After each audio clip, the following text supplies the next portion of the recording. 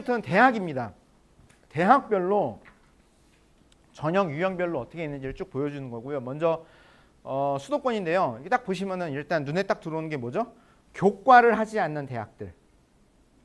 그죠? 교과를 운영하지 않는 대학들이 첫눈에 딱 들어오고요.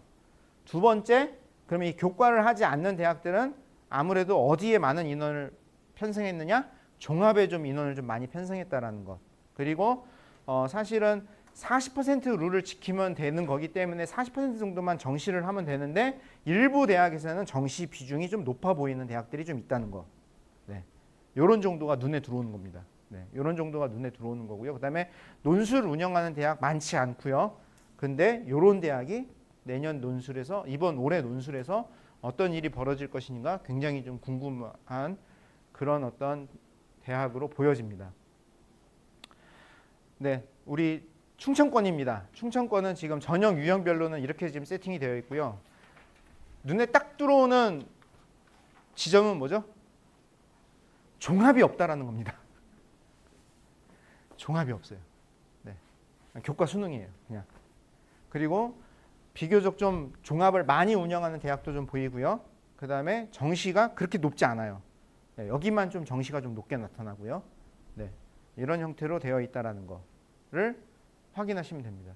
그러니까 이게 입학사정관제라는 게 이제 학부모님들께서 어떻게 생각할지 모르겠는데 1, 2년의 단기간으로 완성될 수 있는 제도는 아니에요. 이게 입학사정관이 채용이 돼서 이게 나름 자기 목소리를 내고 자기의 어떤 평가 기준과 안목을 갖추기까지 제법 오래된 시간과 그 훈련 기간 같은 것들이 좀 필요합니다. 그런데 이런 대학들은 어찌됐건 계속해서 이 입학사정관들이 활동을 했던 그런 대학들인데 입학사정관들이 활동하지 못했던 대학들은 보면은 이렇게 여지없이 좀 굉장히 좀 좁은 형태로. 그리고 제일 안타까운 건 저는 여기에요. 굉장히 열심히 한 대학인데 또 학종에서 이 선발위는 너무 작다는 거. 이거는 이제 좀 그 의대 교수님들의 좀 입김이 좀 많이 투여된 게 아닌가라고 좀 조심스럽게 예측을 하고 있는데 어쨌든 뭐 이제 이런 부분들이 좀 있습니다. 네, 나머지 지역들의 대학들이 어떻게 돼 있는가는 한번 자료를 보시면 될 것 같습니다. 다시 이제 권역별로 대학별로 해서 지역 지원 기준에 따른 어떤 전형 분류를 한번 좀 해봤습니다. 그래서 서울은 대부분 일반이었고요. 그 다음에 우리 충청권, 네, 충청권에는 일반 전형이 이렇게 돼 있다는 거예요. 단국대가 지역 인재가 없는 이유? 제가 설명드린 그 이유예요. 이게 2025에만 이런 일이 벌어지는 거고 2026부터는 여기에 지역 인재를 할당할 예정이다라는 거 말씀드립니다. 그리고 보시는 것처럼 대부분 지역 인재를 굉장히 좀 많이 좀 이렇게 펼쳐놓고 있죠. 네, 지역 인재를 굉장히 좀 많이 펼쳐놓고 있다라는 것들 확인하실 수 있고요. 네. 요거 이제 다른 대학들. 근데 이제 이걸 놓고 이제 대개 가셔서 한번 다른 지역의 다른 대학이라 이렇게 놓고 보시면 살짝 조금 이제 지역 인재를 조금 더 늘려도 됐을 텐데 좀 아닌 대학들에도 조금 눈에 보이긴 합니다. 근데 이게 그냥 결정하는 건 아니에요. 나름대로 다 대학 내부에서 가지고 있는 자료를 분석해가지고 자기들이 수용할 수 있는 어떤 범위를 설정을 하다 보니 이제 이렇게 나왔을 거라고 저는 생각을 합니다. 그래서 네, 다른 대학들은 어떻게 하는지, 다른 지역의 대학들은 어떻게 하는지 그냥 참고 정도 수준으로 이건 보시면 되고요. 네. 이제 이겁니다. 네. 그래서 이제 우리 충청권에 있는 대학 6개죠. 충청권에 있는 대학이 6개의 대학별 지역인재 전형별 모집 인원이 어떻게 변화됐는지를 보여드리기 위해서 요 25페이지는 증원 전의 현황이에요. 증원 전의 현황인데 증원 후에 이렇게 된 거예요. 그러니까 지금 여기 요 정도로 이렇게 세팅이 돼 있었던 건데 이렇게 늘어난 겁니다. 그러니까 굉장히 눈에 띄게 좀 인원이 좀 많이 늘어났다는 걸 확인하실 수 있고요.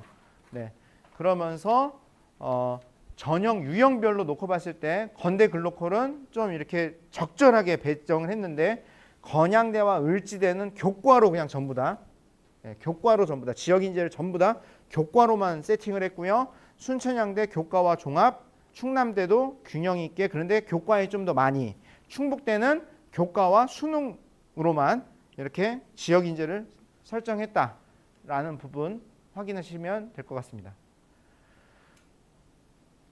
하도 이제 뭐 언론에서 그러면은 이제 이 지역 인재에 잘 합격하기 위해서 뭐 춘천으로 가야 되냐, 원주로 가야 되냐, 천안으로 가야 되냐, 세종으로 가야 되냐, 부산으로 가야 되냐, 뭐 그래가지고 저도 좀 이제 나름 좀 궁금하기도 하고 해가지고 한번 계산을 해봤는데, 근데 계산을 다 하고 나서 이걸 놓고 봤더니 제가 진짜 쓸데없는 짓을 했어요. 아무 의미 없어요. 별 의미 없어요. 별 의미 없어요. 제가 설명드릴게요. 일단 권역별로 학생 수를 넣었고요. 학생 수는 앞에 말씀드린 것처럼 고등학교 2학년, 그래서 지금 현재 고3 학생들 기준으로 학생 수를 넣은 거고요. 이건 이전 정원이고요. 이거는 이제 증원이 확정된 정원이에요. 그래서 요 정도 늘어났다. 권역별로 요 정도가 늘어났다를 본 거예요. 그럼 이 숫자만 놓고 보시면 제일 많은 인원이 늘어난 데는 어디죠? 저희 충청이에요. 네. 저희 충청권이 압도적으로 많은 인원이 늘어났습니다. 이유는 다른 대학들, 다른 지역들은 이미 인원이 어느 정도 있었던 거예요. 그리고 서울은 아예 안 늘어났던 거고 다른 지역들은 어느 정도 인원이 있었던 거예요. 근데 충청 지역에 있었던 6개의 대학들은 좀 미니 의대들이 많이 있었던 거예요. 그 중에 하나 충북대 특히. 네. 그런데 여기를 특히 저기 직업을 중심으로 인원을 확 늘려버리면서 이렇게 하다 보니 충청권이 인원으로는 제일 많이 늘어났습니다. 그러면은 실질적인 어떤 우리 지역 아이들에게 이익이 더 많이 돌아왔느냐? 글쎄요. 그거는 좀 미지수예요. 그래서 이제 여기에서 지역인재 인원만 따로 떼어서 이거를 여기에 있는 인원으로 기준으로 1000명당 몇 명이 선발되느냐를 제가 한번 계산을 해본 거예요. 그랬더니 이제 이렇게 나온 거예요. 그러면 제일 많은 어떤 효과를 본 데는 어디예요? 강원이죠, 강원. 강원은 사실 애들도 그렇게 많지 않은데 대학도 4개인가? 뭐 그렇게 있고요. 뭐 네, 그래서 강원인 거죠. 그 다음에 두 번째를 봤더니 호남권이에요. 그 다음에 세 번째예요. 근데 이렇게 해놓고서 가만히 생각을 해봤더니 이거의 전제는 뭐냐면요. 우리 지역에 있는 애들은 지역 인재로만 다 쓴다라는 전제였을 때 이제 이렇게 되는 거죠. 근데 그렇지 않아요. 그리고 전교 1등 하는 애들이 다 의대 쓰나요? 아닌 경우도 있어요. 나는 인문할래 하면서 나는 뭐 정치할래 또는 뭐 경영할래 경제할래 하면서 이렇게 빠지는 경우들도 있고, 그리고 자연 계열에서 1등 하는 애들이라도 나는 피 못 봐. 피만 보면 나는 나 못해. 뭐 이러는 애들도 있고, 반도체 이런 뭐 게임 이런 쪽으로 또 빠지는 애들도 있고. 그래서 이게 단순 계산하는 거는 정말로 저는 좀 어리석은 짓이었다. 제가 지금 그 어리석은 짓을 좀 했던 것 같아요. 그리고 또 진짜 실력 있는 애들이라면 사실은 지역인재 표현 잘해야 되는데 빅5로 넘어가는 애들도 분명히 있어요. 네, 수능 만점 받아가지고 빅5로 넘어가는 뭐 이런 경우도 있고, 그러면 애들은 굳이 지역인재 쓸 이유가 없는 거거든요. 이제 이런 거 이렇게 생각해 보면 이건 계산이 불가능하겠구나. 네, 결론적으로는 이거 계산은 좀 불가능하겠다. 저는 결론적으로는 그렇게 했습니다. 근데 그럼에도 이제 어쨌든 이렇게 했을 때 호남권이 어떤 일들이 있냐면요, 요 권역을요 그 안에 또 좁혀요. 그래서 걔네들한테만 주는 경우가 있어요. 대표적인 게 전북대였는데, 전북대에서는 지역인재 유형 1, 지역인재 유형 2 해가지고 호남권 애들만 지원할 수 있는데 전북권 애들만 지원할 수 있는 이 칸막이를 막아놨던 걸로 유명해요. 이게 벌써 한 3, 4년 됐어요. 유명해요. 이것 때문에 맨날 싸워요.